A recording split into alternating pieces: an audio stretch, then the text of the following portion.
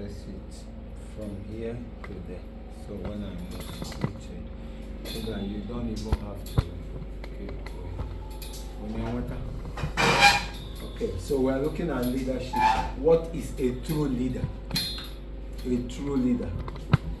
Leadership is the capacity to influence others. That's simply what leadership is. So what the whole thing we are doing is finding the capacity to influence others. In the case of believers, choosing a few of us that will now be trained to be able to lead others. Leadership is not by force. Leadership is not by forcing people to do what you want. Forcing people to do what you want. Leadership is influencing others to do what you want them to do. Through inspiration, motivation, by passion. That is, passion means what they already see in you will influence them and inspire them to do what you are doing. Generated by a vision. But to be able to have passion, you must have a vision. Produced by an inner conviction that is brought alive by purpose. Do you get it? So you start by passion. You have passion to be a leader, to lead others. Number two, it comes from a vision. That you have a vision, so you see the vision. That's why the Bible says that when you have a vision, write it out. Others will see it and run with it. So that's what it's simply saying, that other people will carry that vision and run with it. Produced by a conviction, ignited. That is, the fire behind it is purpose. We have a purpose. What is our purpose? To build a powerful, formidable ministry of God. We will get the handout, so just pick your key points. There will still be a handout or with all this in it. Leadership must be learned. Leadership must be what? Learned. Nobody wakes up and become an automatic leader. You may have the leadership qualities, but you need to fine-tune it. Okay, it's just like you are a preacher. Just that you are a preacher does not mean you can do it. You still need to keep improving yourself. Okay? It must be learned and can be learned. Not only can it must be learned, it must be learned and it can be learned. Leadership personality, style and traits do not exist. There's nothing like you were born with them. Okay? There's nothing like you were born with them. You may have the idea, you may be naturally into it, but you cannot, because you are naturally born a leader, then you can lead a church. The way you lead a church is different from the way you will lead an organization. The way you will lead an organization is different from the way you will lead in your community. So all those need to be what? Learned. It's not all the time you need to go to a class to learn them. Okay? It's not all the time you must go to a class. No. Okay? Leadership can be learned. Leadership is more than influence. So here we said it's about influencing others, but it's more than that. You cannot just come into leadership just to influence others. It is marked by others willfully submitting their authority to yours, motivated by inspiration. So leadership is not just influencing people by force. It is people willingly saying, you know what, you are my leader, I will follow you. It has to be willingly. So whatever you can do to impress your personality on people, to make them see. And of course, if you are fake, it won't work. You have to be natural. Okay? So it's not just influencing others, but it is marked by others willfully. You know, they just submit to you and say, yes, I will follow you. That's why when you come to church things, it's almost like church is something else. Because you can't force people. You can't flog people to follow you. You have to find a way to impose your natural person on people by example and make them say, I would like to follow you. So just like all of you in different groups, you will find anytime maybe people don't give money or something, I will say, leave them. They need to They need to have the hunger themselves. You understand? It's not something that we will force into them to say, I must lead you. No, it doesn't work that way. Okay? So leadership is more than influence. It is marked by others willfully submitting that. I want you to remember that. That's the hardest part of leadership. How do I get people to willfully do what I want them to do?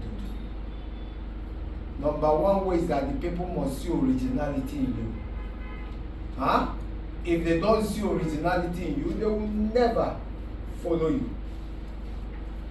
Okay, for those just joining us, we are starting with Leadership 101 and 102. That's the first part we want to do. After that, we will do ethics. Ethics in ministry and in life. But today we are dealing with leader. This first course is on leadership. Everything is about 10 subjects we will treat under leadership. Okay. So leadership is the capacity to influence others, choose inspiration, motivated by your passion. So you influence others when they see how much you believe. Like Mommy Adana is my sister. She's watching me day and night. I say I'm a pastor, but I don't have the passion for the thing. I can leave the church for anything. Nothing will move her to leave where she is and start coming here. It is that passion that will even make her say, this guy believes in what he's doing. No? Let me look at it well. Right? And then he looks at it and she goes, what's the vision? What's he even doing this for? Just like every one of you. Deacon Chibuna brings Pastor Raymond. Pastor Raymond comes here. The pastor is not even interested. Sunday morning, the pastor is sleeping in his house, telling them to come. Okay, no, the pastor comes all the time, but there's no direction. There's no direction. Nobody can understand what's the goal. But there was something Mother said during our meeting with the choir. She said that you people, if you are telling me you are not motivated and creative, then you have a problem. Because what Papa teaches every day is wake up, do it. So if you cannot wake up, then you are not getting the message. So you see, we have a vision to create men and women that will be fearless and achieve their dream by their own boldness. It's very easy to find out. But if you come here and you are here for 1 month, 2 months, and you can't discover our vision, something is wrong with the leadership. Okay? So we said it must be learned. There are pastors that make the mistake and say, I am called, I am gifted, I am anointed. That's all I need. The person is in trouble. Okay? So leadership is more than influence. It is getting people to follow you willingly. I keep repeating it. People have to follow you willingly, not by force. Yourself need to believe in you as a leader willingly. How will you do it? By the passion they see you have for it. By the passion in it. By the goal of your cell group. To say, okay, our dream, our goal is to increase our number. Our goal is to grow in spiritually. Our growth is this. You must have a vision. Every cell leader must have a vision for the cell group. And you must share it with your people. If your people don't know where you people are going, how will they follow you? They won't follow you. They would rather dodge yourself and come to church. So your personality as a leader, some leaders are gentle people. Some people are forceful. Some people are average. You got to have a personality. What is your leadership personality? Then your style of leadership. What's your style? And then your traits. All these things has to be learned. You are not born with them. You develop yours as you want it. Okay?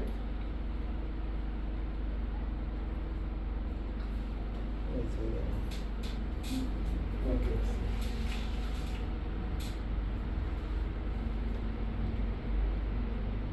Okay. So the priority is inspiration. You must prioritize inspiration. I'm leading prayer on Sunday. I am the prayer leader. And I'm coming, prayer begins 8. I'm coming 7:59. My members in my prayer group are already there before me. What message are you sending them? You are not going to inspire them. They are coming 7:30. You're already there, setting up the chairs, doing things yourself. And they're like, whoa, if my head can be here, you see, you inspire them. So inspiration is the key. Okay? That you see, when we want to do things, I don't wait. If I'm the first here, I start it. I don't wait to be inspired by numbers or by people. Okay? Same way, the title leader is not a name you give yourself, but it's what people whom you inspire call you. So they can't call you a leader without you performing. It's not a title. I can come out and say the leader of next week's service is so person, and then when it's 9:30, they don't see you. Yes, you have the title of the leader, but somebody starts it. You are not the leader. So it's not a name you just take or you give yourself. It's what people call you. Why would people call you that? You inspire them. They are coming late. They are running to meet up. Why? Because they know their leader will already be there. But if you say, you know, go even don't come, I bet we will take our time. You are not inspiring them. They are scared to participate in the positive vision that you are presenting them. It is what you present them that they will do. It's just automatic. Whether it is a vision for a country, company, church, or a cause, whatever it is what you present them that they will take. It is a privilege given by the followers. The disciples were the ones that started to call him Messiah. Huh? They started to follow him. It's a privilege. That I'm the pastor is a privilege the church will give me. Not me. Yeah, you can tell them you are the head. Okay. Go and lead yourself. Okay. True leadership is 100% influence through what? Inspiration. Remember inspiration. Every Sunday, remember inspiration. Every meeting, every service, every prayer time in your household, remember to inspire your family. Leadership is not a pursuit, but a result. It's a result of who you are. So inspiration is the key to legitimate influence. Easiest way to influence people is to inspire them. When you are an inspiration to people, they follow you.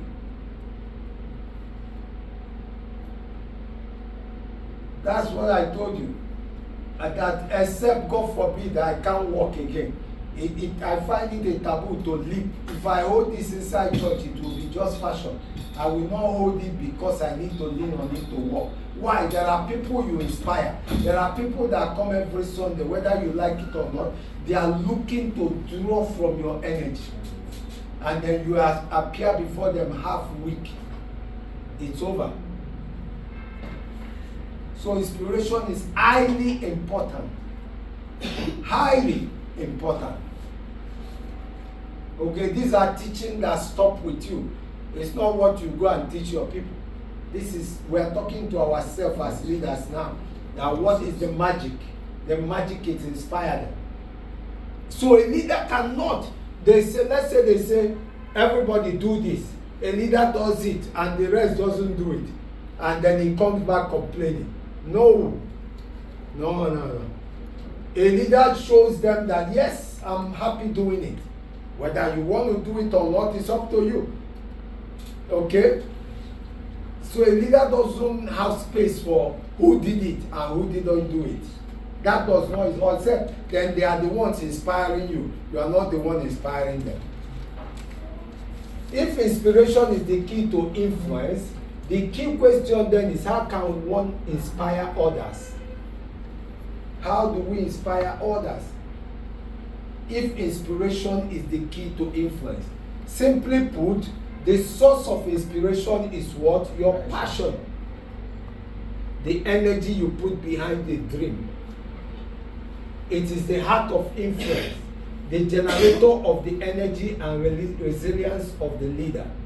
Your passion. Your passion. What passion do you carry to the game? Your passion. Your passion.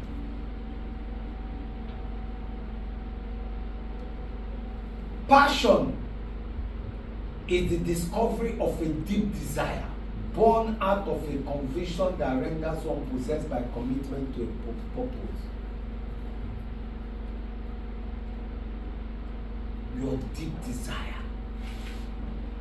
Something you want for yourself, not what somebody. That's why I separated the class from the class. It has to be you that you want to grow. You want to get better. It's inside you. It's a desire. I can't put it in you. Nobody on earth can put it in you. It is you that will wake up and say, I want this thing. I want to get better this way. And that's the only way you will never give up. But if somebody push you into it, sooner or later, you will back out. When you are driven by passion and desire, you will defy opposition. Things will start to try to stop you. But you will get to where I am gradually getting to, where you put God in the picture and it doesn't matter anymore. Whatever it is, it cannot touch. Your peace is at a place where things that happen around you cannot touch it anymore. It defies opposition, adversity, failure, disappointment, and discouragement. When your passion is driven by deep desire, born with a commitment, a conviction to a purpose.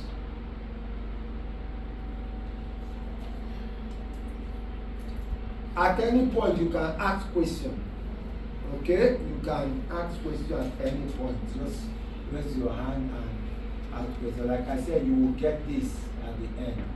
It will also be, I think it will be in our class, in our forum.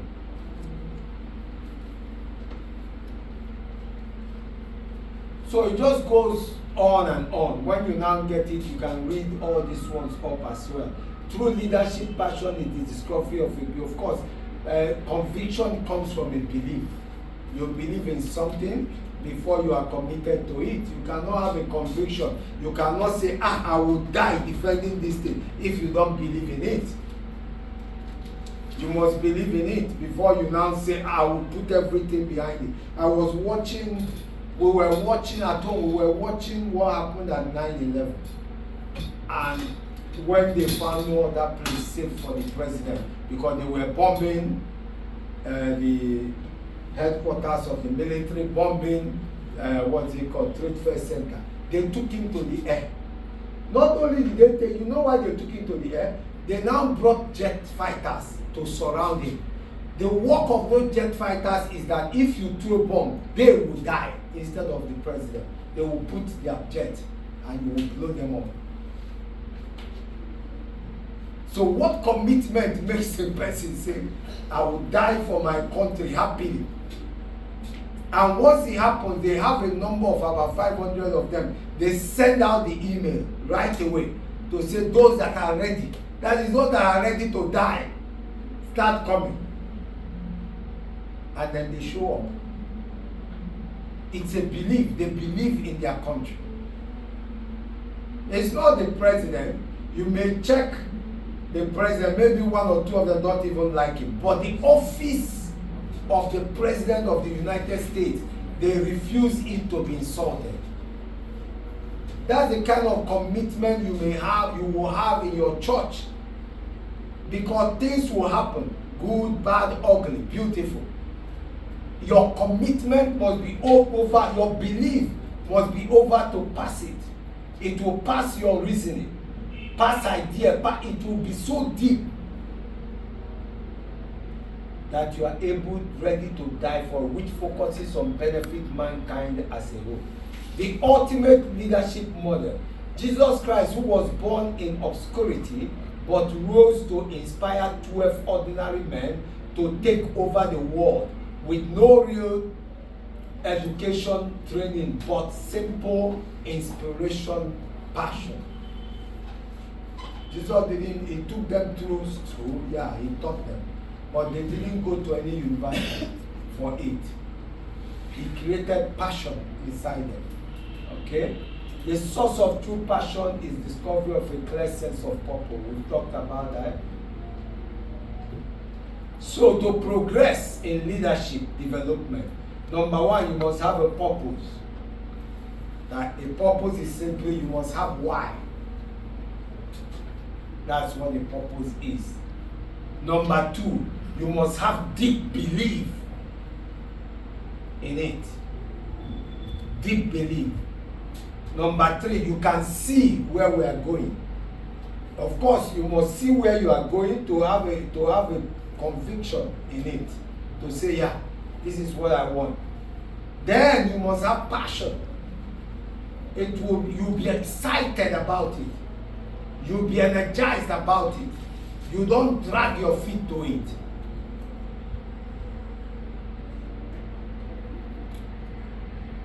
Your passion will create inspiration in others. And you will influence. As you inspire, you influence, and you lead the people. Okay? So true leadership is impossible unless all the deck ingredients are present and integrated as a whole, producing a force for change in our community, society, and the world. So you must desire to change something. You must desire to be an influence, a changer of something in the church, in your organization, in your family. If something is not right, you don't run. You don't just sit aside and keep complaining. Complainants achieve nothing. Fault finders achieve what? Nothing. But changers see a fault and decide to change it. Example of effective leaders. Leaders are often victims of circumstances. Ordinary people placed in extraordinary circumstances. Leaders are what? Victims of circumstances. I always tell you guys, if I had my way, I would never be pastor. I would be one of the biggest givers in church. Sit behind. Just anything they need, I donate my 1 million, my 5 million, my 3 million. The church will be praising me. When I show up, pastor will respect me. But that's not it. I have a calling. So I'm a victim of what I have to do. You know how many times I sit in my house and say, this thing. Not these days, but in those days. You say, are you sure I'm doing it? Why not just relax? Why not just give up on this struggle?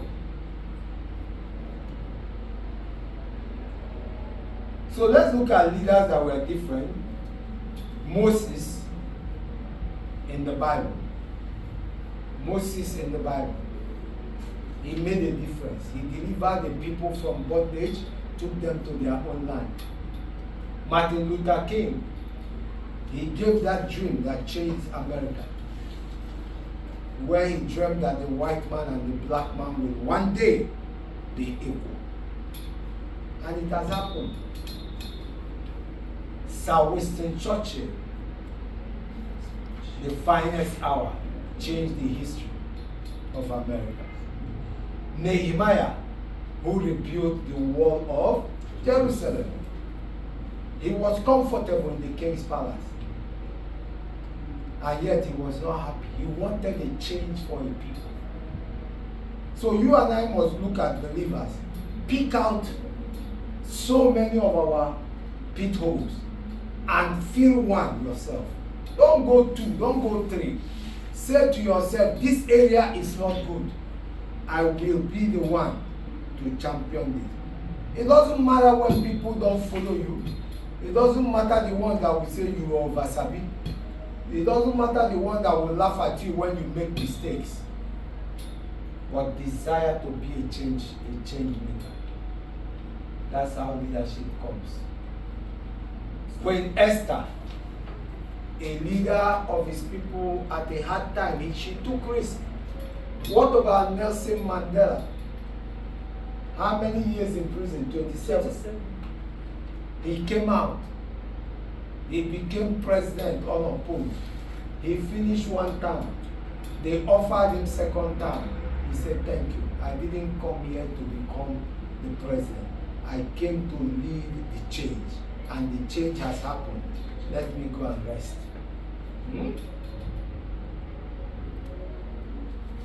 David, his lifelong purpose was a desire to serve God, restore honor of his nation, and strengthen his people politically and militarily. That was David's dream, to serve God. So you find out that even when David messed up, did he give up on his dream of serving God? He said, God, if I'm down, I will serve you. If I win, I will serve you. No matter where I find, you see how it works. It's not just when people respect me, I will do it. Whether we like it, whether that pastor appreciates you or not, it doesn't matter. If you are truly a leader, you lead. You lead whether they like it or not. One day will come. I'm telling you, they will look for your leadership qualities. Our problem is that we don't last long enough. We don't. I was calling Mama and telling her that Rotary invited me to teach at their district event in Enewu. I've been in Rotary 3 years. They've always known I'm a pastor. They see my videos on YouTube. They've attended here. They know I teach very well. But they have their politics. I wasn't interested. I continue to do what I know how to do best. But now on their own, they came and said, please, can you teach at our next district meeting? What you think people don't recognize in you is because you don't recognize yourself. Because somebody's recognition to me honestly doesn't matter. What matters to me is, can I recognize my own qualities? Know my qualities. Hold on to my qualities. And refuse to change because I have a conviction. I have a passion for what I do. That it will work one day. Okay? Leaders do not seek or pursue followers, but instead attract them. They don't seek and pursue them.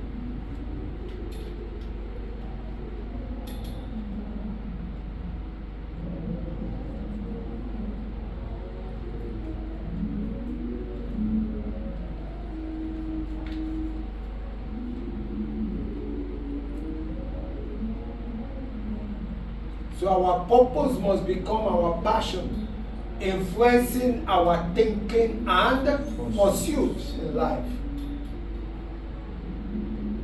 So the whole purpose of everything we will study through this period is to develop passion for our purpose. That believers can say, okay, there are these 8 of us that know what we are doing.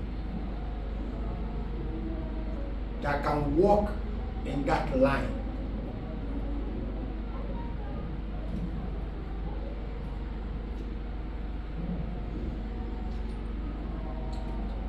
Same thing.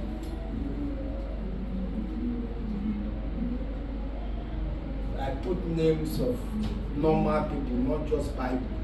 So that it's not just Bible. We need to relate it to real life.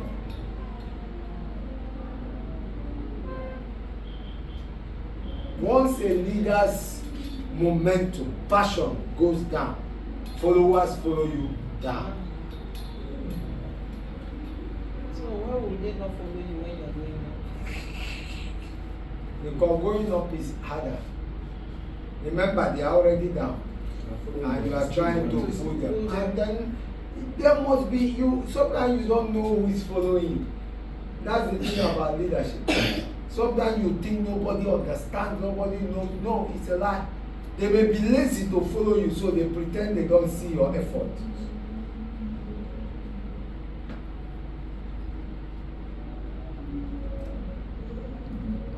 And you might start from Peter, but later preach avoid people. And remember, I found out that your strongest followers are silent followers.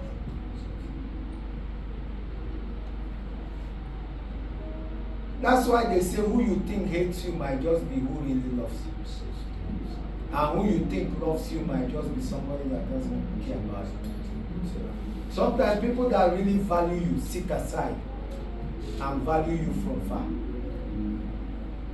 Most times, the ones that run after you are psychopaths, they are fake. Praising you morning, afternoon, night. Anything you wear, they will praise. Any food you eat, they praise. But right inside them, when you talk, they do like this.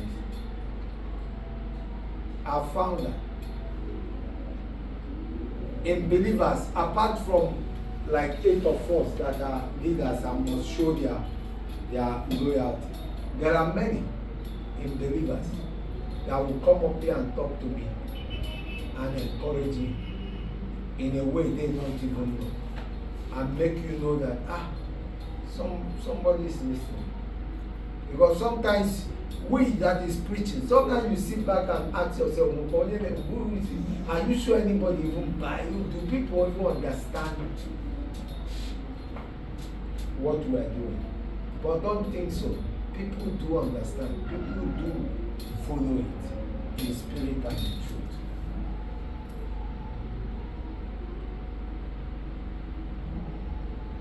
We talked, these are just breaking down. We said conviction will fall because obstacles will come in leadership. Obstacles will come. People will behave. You may call a meeting of 20. Only 2 will show up. Do you get discouraged or do you continue? Do not wait for leaders. Do it alone, person to person. The demands of leadership may require that you stand alone in the face of conflict. Sometimes you will stand alone. Public opinion will go against you. Or crisis. Crisis will come. Then that very willingness to stand for what we believe in, no matter what, is what often inspires people to follow. Most leaders have to go against the grain at one point or another. Going against the grain means sometimes everybody wants it this way. But as a leader, you see that the way is the other way. Will you, because everybody goes this way, go that way? No. You will have to follow the way that will bring result for the team best. Most leaders have to go against. Okay, ask yourself, I talked about this, I think in the Bible study the other day, what is my gifting? That's the assignment number 1. Everybody go home. Next week, we need answers. What is your gifting? What are you gifted at? What is your gifting? That's assignment number 1. That's the vital need for your leadership. Because if you go and I put you where you are not gifted in,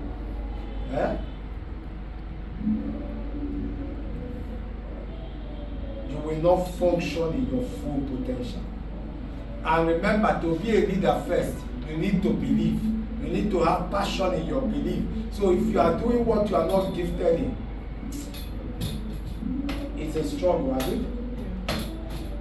So we need to find, what am I gifted in?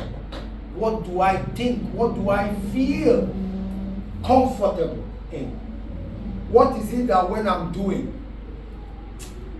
I can do it the whole day without complaining? That's our first question.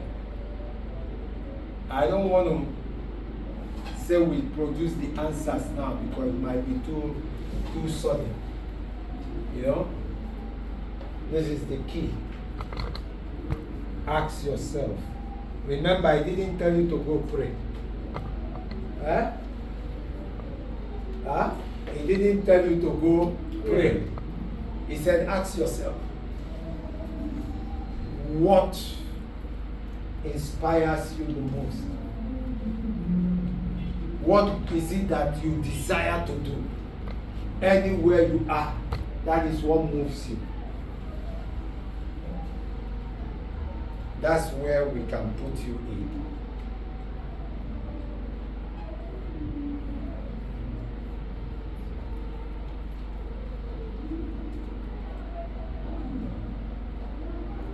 Can anybody try to answer? I believe those things are something we already know. I know. So can anybody just shoot at it since we already know it?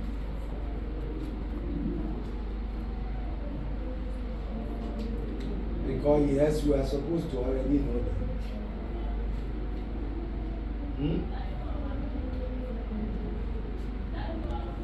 Praise the Lord.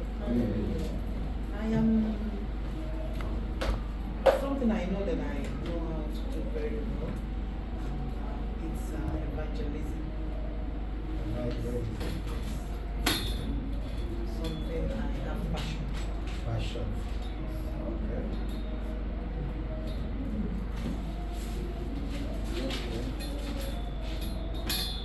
Somebody else. Like myself, Yes, of course. it gives me joy seeing people. I like making people, assisting people, maybe probably in a chosen field. I assist person to fulfill their dreams. How? Regular assistance. I like to. Your assistant can be teaching me how to fish. Assistant can be giving me fish. So which one do you want? Teaching how to fish. Teaching. So Yeah. teaching is something you enjoy. I like teaching. I like prayers.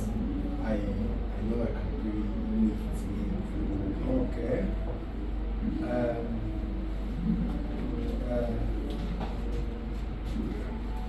My own is I like if I pray for people, then I will see the influence in them progressing in others.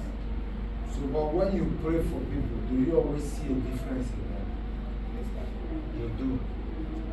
Okay.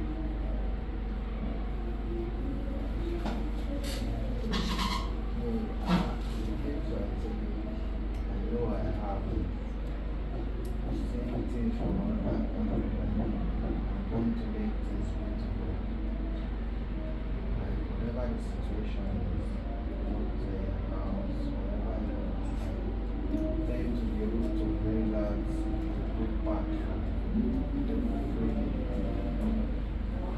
So, we talk about a coordinator, coordinating things, because you can make it like if we have a program tomorrow and it's okay, you coordinate setting up all those things, making sure everything is in place, everybody is working according to their plans. Okay, that's good.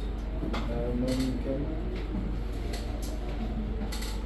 I don't know if my own gifting or I don't know. But I just know that I derive pleasure in giving.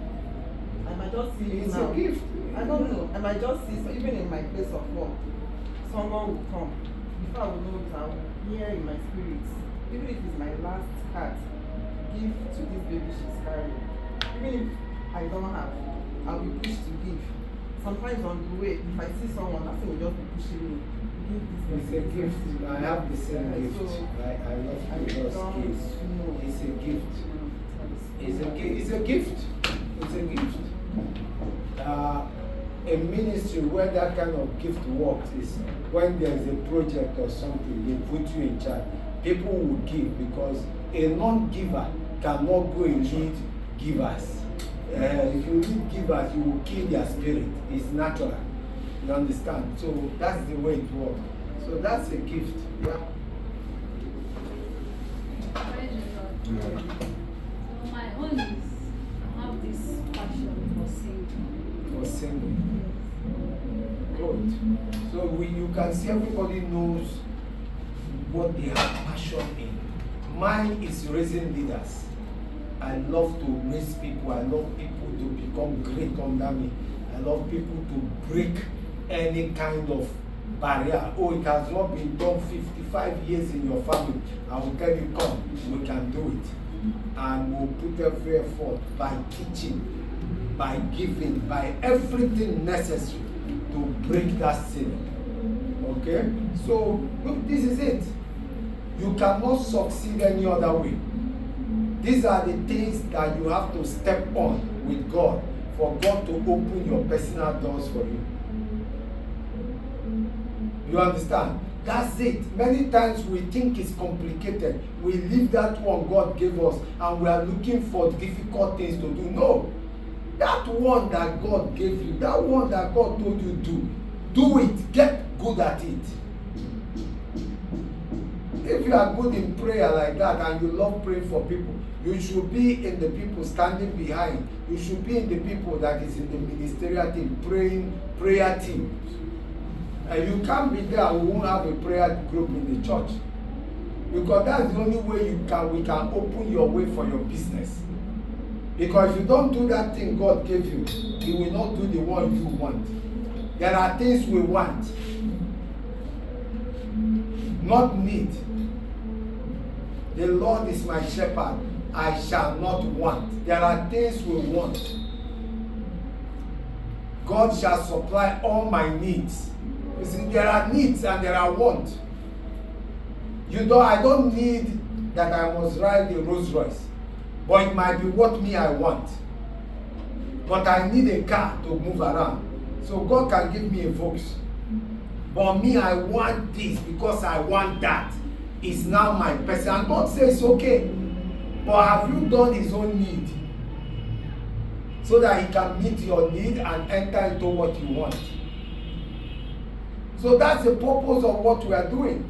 That's the only key to our breakthrough. Looking at that thing I know how to do. I'm not waiting. Mommy and Dada, you should be looking for 1 or 2, 3 in the church that loves evangelism. Draw them to yourself and start that mission.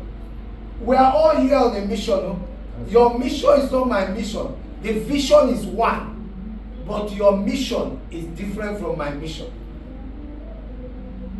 Are you understanding? It's one vision. I'm the vision bearer, yes. But inside that vision now, there is need for growth. There is need for prayer.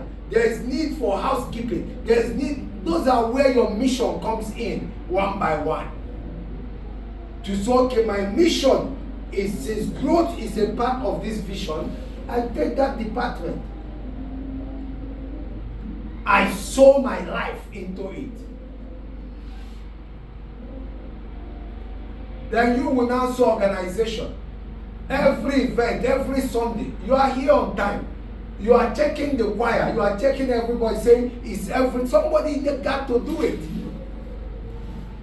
You remember when Victor was here? I don't worry about any department. He run like crazy. He fight everybody that needs fighting to get it done. It is needed in church. DC, where are you now? You haven't come. We need to get this thing going. Blah, blah, blah. You can do that. That's the purpose of our training. You even maybe before we come, you are praying already. You take that. So everybody, you take up your mantle, you take up your area and start to move it. I will not move it for you. I may not even remember that department. Okay? So to exercise leadership, you must believe that you are inherently a leader. For us to succeed as leader, you must first believe inside you that people can follow me. People can listen to me when I sing. Leadership comes down to two things: who you are and how you think. That's it. Not how people think about you. Who you are and how you think. It's when you begin to exercise those two qualities that the growth in you begins from inside. Every day I'm getting to a place that surprises me. Before, like today I came, they said generator died, is 60,000. And I get home, the one in the house died today. I will be angry, but these days, it doesn't even move me. If I don't have money for it, I will say, power, pack up, when we get money, we do it. So I'm seeing a growth that is naturally coming. A maturity that is naturally coming because I'm following a purpose, I believe. So let's look at the leadership spirit. The leadership, there is the spirit of leadership. That is how a leader behaves. And there is the spirit of leadership that comes naturally. And then the leadership spirit is developed and learned. Okay? Let me come again. The spirit of leadership. The spirit of leadership is the attitude of leadership. How a leader thinks, behaves, you learn it. But the leadership spirit, go ye into the world and multiply, occupy till I come. Have dominion, that is lead. So it's already in you before you were born. You understand? So there's an element of leadership that is in us already.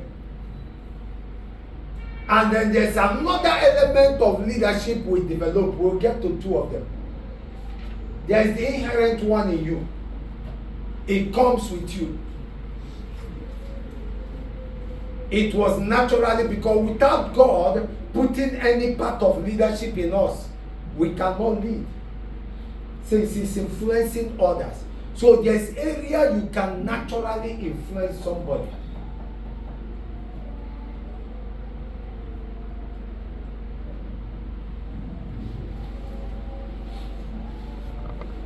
This is the inherent leadership capacity and potentials of the human spirit to lead, dominate, and manage the birds of the sea, the birds of the air, the fishes of the sea. We are given dominion over them. It's inherent. Inherent simply means inside. We were born with it. A fish cannot come and tell you where to go. Although these days we go to native doctor, we kneel down, they bring fish. Fish turn this way. He will tell us our destiny is this way, and people follow fish. Tortoise, they keep tortoise and say the tortoise will walk this way, your destiny will go that way.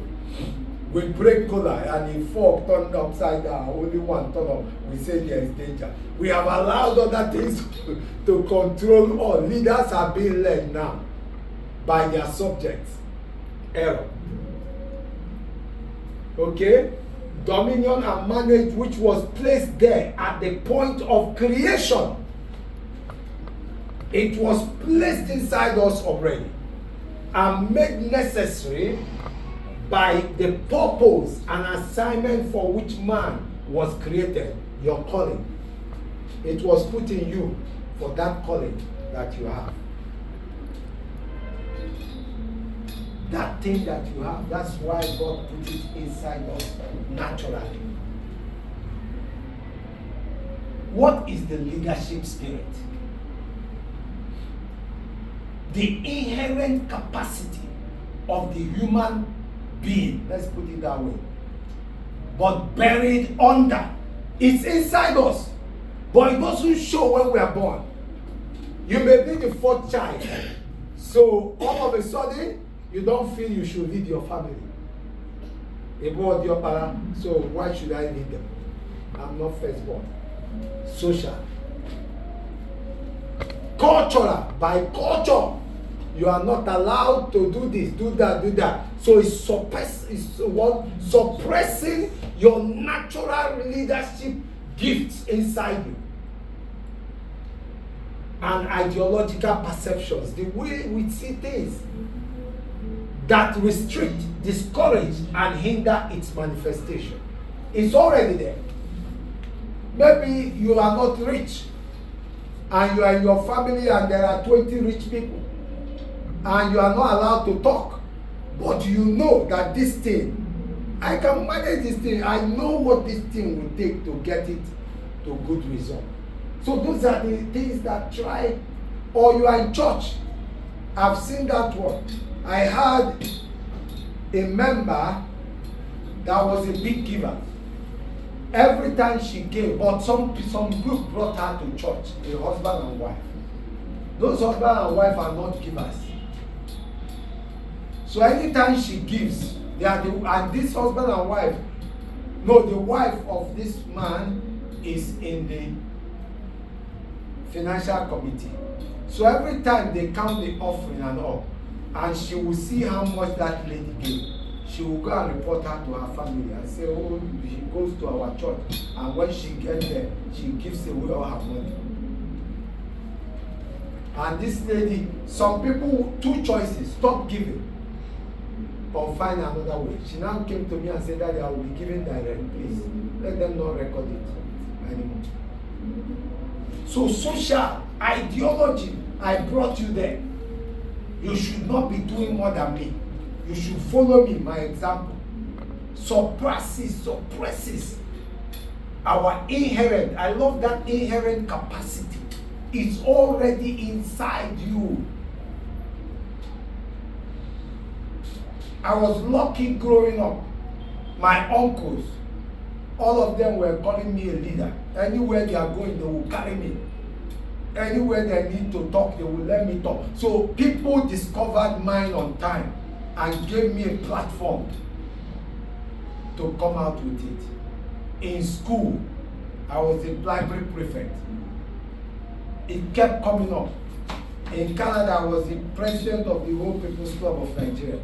So things, I think I would say I was lucky. On the other hand, I had paper, mistakes, family issues that tried to make me say, shut up. By right, you shouldn't be talking. You have failed over and over. Who are you to talk to us?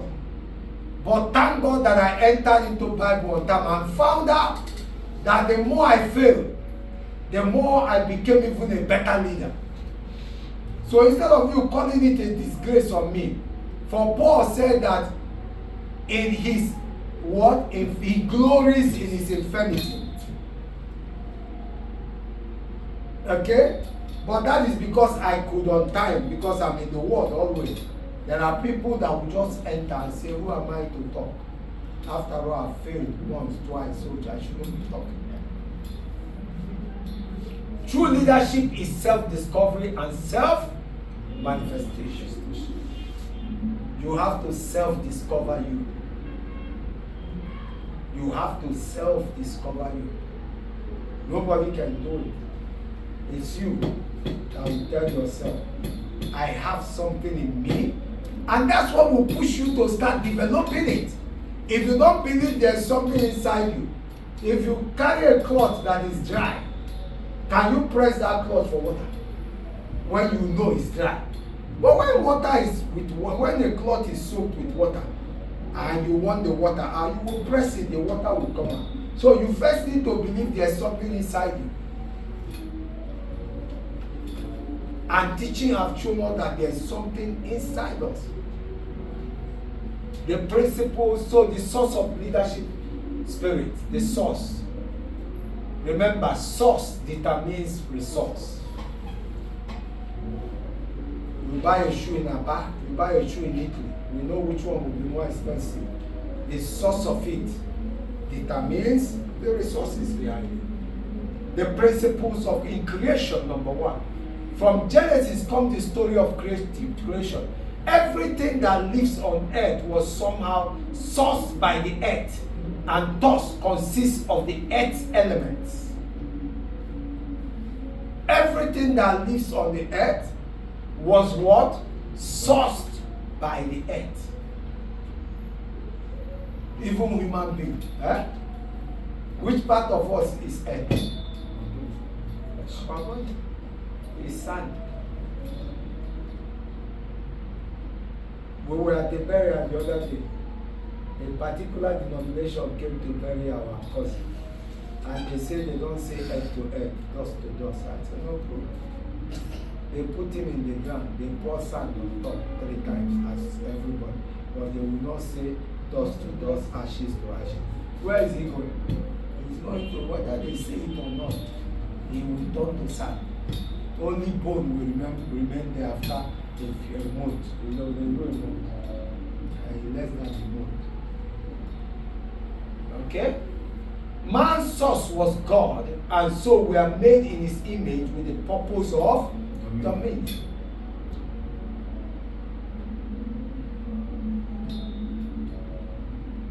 That's why, and God is a leader, right? Remember, the source determines the resource. So the source of man is God, have you? And God is a leader. So part of leadership is natural. That part of leadership is inside us already.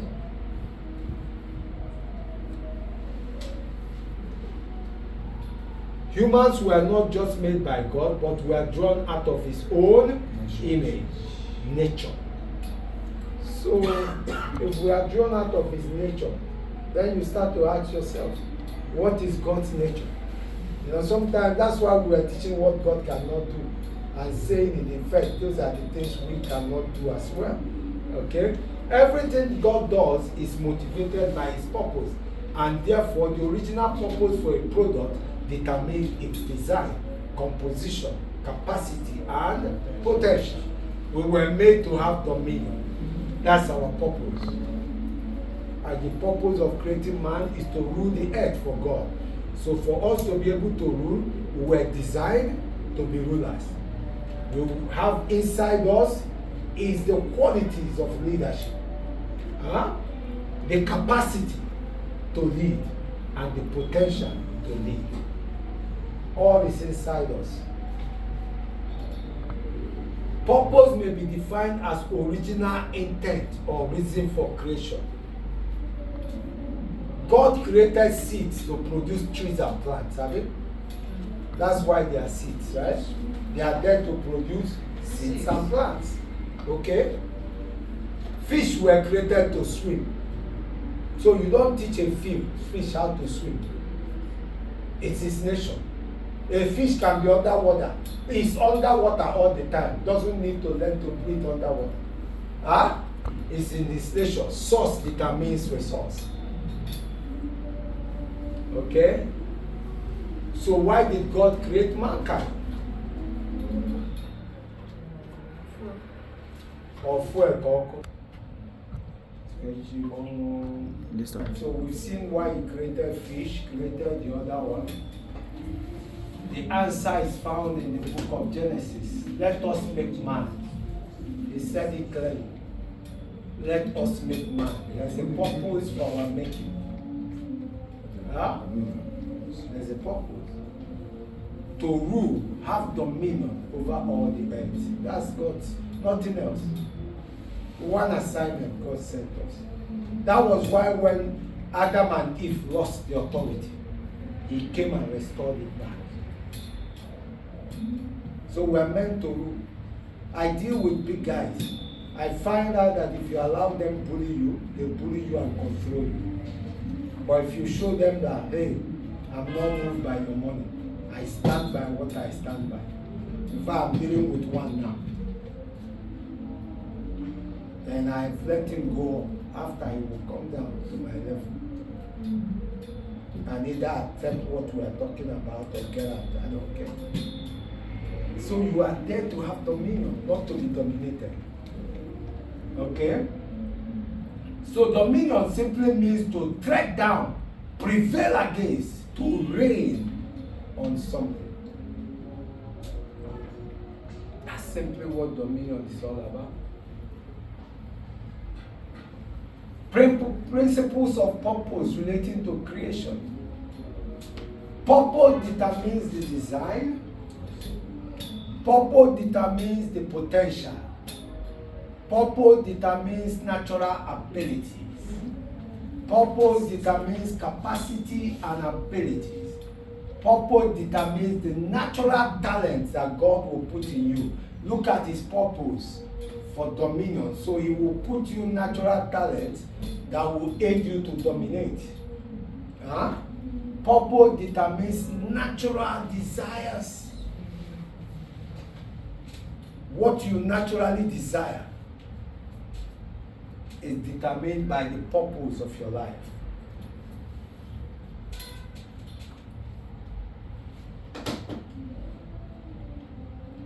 Purpose determines fulfillment and personal satisfaction. Purpose determines source of passion. Purpose gives existence meaning. You find out why you are living because you have a purpose to fulfill. Purpose is the measure of success and failure in your life. The purpose for your creation is to have rulership over the earth and its environment. Human beings are leaders by nature. Human beings are leaders by nature.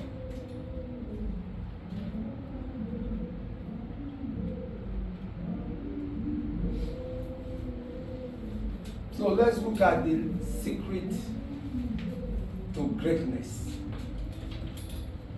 So if I'm a leader, what's the first thing I need to learn? Our politicians, they lead by oppressing everybody. What as a leader, as a Christian, as a God-made leader, there's something you need to have. Then the mother of Zebedee's sons came to him and to Jesus with her sons, kneeling down and asking something from him. And he said to her, "What do you wish?" She said to Jesus, "Grant that these two sons of mine may sit one at your right and the other on your left in your kingdom." But Jesus answered and said, "You do not know what you ask." He was asking that they be his second and third in command. Jesus said, you don't know what you are asking. Why would Jesus say that? Are you able to drink the cup that I am about to drink? So they say you want to follow Bishop now. You want to be among the workers, leaders here. Are you ready? Is the question. It won't be jolly. It won't be sweet. Sometimes it will naked your pocket. Sometimes it will take others going home and you being here for extra hours. He said to you, "Are you sure you can do this thing? And be baptized with the baptism, that is with the fire, with the trouble that I will go to. Are you ready to take the trouble too that I am baptized with?" They said to him, "We are able." They made mouth that they can do it. So Jesus said to them, "You will drink. You can drink. You can follow me or do what I do. Suffer the suffer that I suffer. But to sit on my right hand and on my left is not mine to give it. But it is for those for whom it is prepared by the Father." And when the 10 had it, they were greatly displeased with the two brothers. But Jesus called them to himself and said, "You know that the rulers of the Gentiles, that is people in the world, lord it over them like politicians. And those who are great exercise authority over them. Yet it shall not be so among you. But whoever desires to become great among you, let him be your servant. And whoever desires to be first among you, let him be your slave." He didn't say let him be your servant. He said let him be your slave. Just as the Son of Man did not come to be served, but to serve and to give his life a ransom for men. Now, what's the difference between servant and slave? servant may have a reward, but slave has no reward. The servant has a reward, but the slave is not looking for a reward. That's how you attain greatness. When you are serving with all your heart and not calculating and recalculating. That's what servanthood is all about.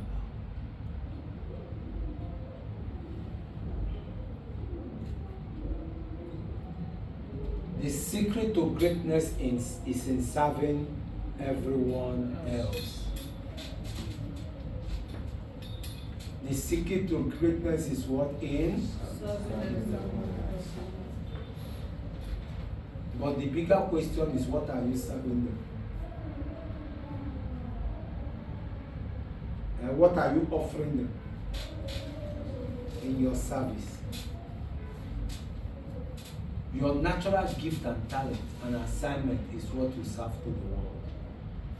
What we just talked about is all you can give. You can't give more than that. You understand? Your service to believers is in your evangelism ministry. That's what you can offer us. That is from God.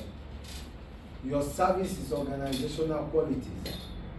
Your service is in teaching. That's what you can serve them. You can't serve them. You can't go and start serving them in songs. You will sing, yes. Sometimes there's no singer, you will take over, yes. But that's not your reasonable service. That is addition. Your service is saying, no, I won't be sitting on Sunday. How do we develop the prayer side? And you people develop your Thursday or something that you come and pray for us. You don't need us to be there. Your like-minded people will join you. You inspire them to lead prayer. You come in. Daddy doesn't have to be in everything. Or else it's not a church yet. We are still doing fellowship. You now in choir, you don't just go to choir whatever they say. No. Sometimes you come up with ideas too that will excite them. Sometimes you call your leader and say, I thought about this. Look at this song. Let's practice it. Okay? So leadership is discovering and serving yourself to others. All true leaders are glorified servants. All true leaders are what? Glorified servants. The shortest distance to leadership is service. The shortest distance. Something that can automatically convert you to becoming a leader is what? Service. That's the fastest way to leadership.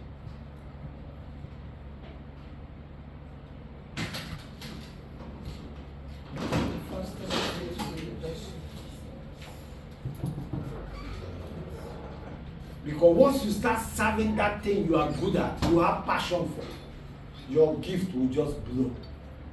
Everybody will see it. And you know the bigger part, you will make impact. You will be making a difference.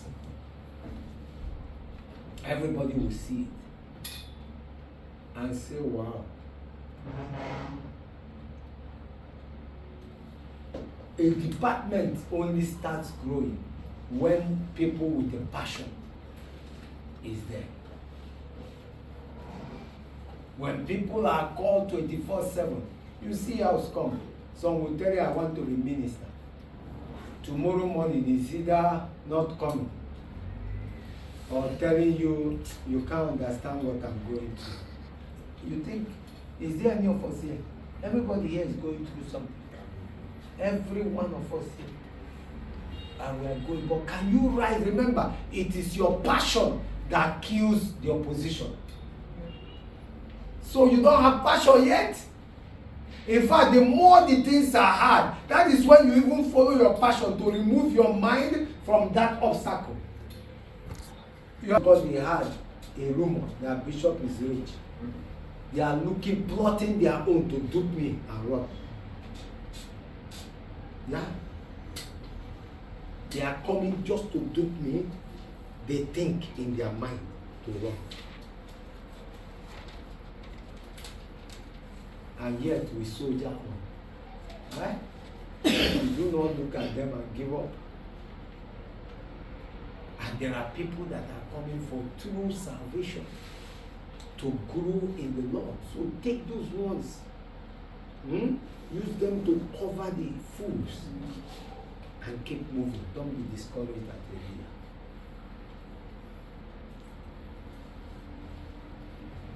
I tell you guys this is so that whichever thing you find yourself in this ministry or in your life, you are able to know that God is still in control. Amen? That God, and that they cannot fool you. You see the recent one now. Come here, talk rubbish, finish. The king said our church will borrow her 100,000. She will pay us back, or 2 or 1. She will pay us back. All her mind, she never planned paying us back. She took it. Next thing, tell me she's having, they will come, I should come. I said, Lord forbid, you can't dupe me and I will still come. I'm not coming. I said, continue, because it is a premeditated evil. So let them do evil to us, it's okay. It will not stop the vision that we have, okay? It will not even discourage us one bit if we know what we are doing. In fact, the more they do it, the better for you. Servant leadership. Every woman has a seed of greatness buried in a gift needed by the world.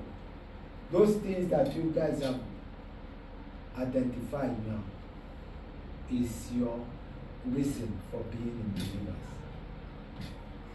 Is your reason. If you are not doing it, you are shortchanging us. Okay? The maximization of self-manifestation, the pursuit of an inherent vision in order to serve others, self-distribution to our generation. The natural result of servant leadership are you are authentic, you are original. You have authority and you have authorization of heaven. You are original. You are not a copy of anyone. You have genuine confidence based on your own natural ability. If there's nowhere, if I'm going to speak somewhere, a new place, I have butterfly in my stomach, but not that I'm afraid. I know I will speak well there. I'm comfortable, I'm confident. You understand? Because it's a natural, inherent gift. No jealousy. You don't jealous the other person in their gift because you know your own gift. Huh? No competition because you are unique in your own thing. 10 people can be preachers here. Give us one topic. The 10 of us will preach it in different ways with different interpretation. So why are you jealous of that man? You can never be him and he can never be you. No comparison. Because you are different. Your own delivery will always be what? Different. A sense of intrinsic value based on knowledge of one's significance. You already know how significant you are. You are important. When people don't come, they don't call, they don't tell anybody, they just go away. They don't believe they are important. You understand? What they are doing, they don't see the important. But if you know what you are doing is important, you will call John or call pastor or call bishop to say, Daddy, I can't make it, but I've called a social person to help me cover up. Because you feel, you make yourself important. But today they put you, I don't see you. Tomorrow you come. Next tomorrow I don't see you. Tomorrow I will replace you with somebody. So when you come or you don't come, it's okay. How tragic it is that you are in a small place like this, not even 200 people, and you are not significant. Where will you be significant? where you don't need money to be important. You just need commitment. I don't know about you. Don't you love to be important? Me, I love, where is Bishop? He has not come yet. I love it. Oh, Bishop, we are doing so thing tomorrow. Please, we need your, it suits me. Then they will say, Obia, only on what's your business. No, that's not life. Something you can get without money. You don't need money to be important. You know, there's one guy in our Rotary Corps, he doesn't have church. What's his name? High Chief. But anywhere there is any Rotary, he's there serving. I mean, service is, he will carry things to your car willingly. He will, and then they pay for him to go to all the program. His service. It's not a pure for Harris. For Harris fellow mean that thing I wear, that you give $1,000 a year to go. People paid for him. He serves. My dear, if you come to believers and you are serving, you cannot cry now. And this church will keep quiet. No, it's not possible. But you find here, you give people assignment. They throw it, they just useless it the way they like. They are not putting, they don't have a sense of intrinsic value in themselves. Some of them, their friend will say, I just sleep. They can't even say, I have responsibility in that place. If I don't come, things will not run well. That's you that can tell yourself now. That's you that can believe it yourself, not somebody to believe for you. Let's look at the leaders, the lessons from Jesus Christ. I think maybe we'll stop here. The lessons from Jesus Christ in Matthew 20:20-28. Leadership is predetermined and not a preference. That's from what he told them. He said, it is not for me or you to determine who will sit at my right hand. So it's predetermined. But remember, we were born with inherent leadership quality in different aspects. Leadership is a prepared position.